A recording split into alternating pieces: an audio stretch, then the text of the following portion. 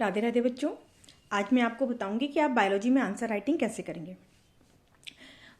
कभी कभी क्या होता है कि हमारी तैयारी तो बहुत अच्छी होती है और हम एक्सप्लेनेशन भी अच्छे से करके आते हैं, सारे आंसर्स लिख के आते हैं, बट जितने मार्क्स हम सोचते हैं उतने मार्क्स हमारे नहीं आते हैं।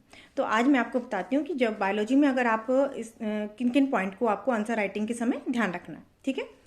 पहला पॉइंट कि आप आंसर को पॉइंट वाइज लिखेंगे, पैराग्राफ में नहीं लिखेंगे। जहाँ पर आपको लगता है कि आंसर्स को पॉइंट में एक्सप्लेन करने की ज़रूरत है, आप उसको पॉइंट वाइज लिखेंगे। दूसरा पॉइंट आपको याद रखना है कि आपको जिस क्वेश्चन में डायग्राम की ज़रूरत है एक्सप्लेन करने के लिए, तो आप डायग्राम जरूर बनाएंगे उसमें। और तीसरा पॉइंट आपको याद रखना है कि एग्जाम्पल।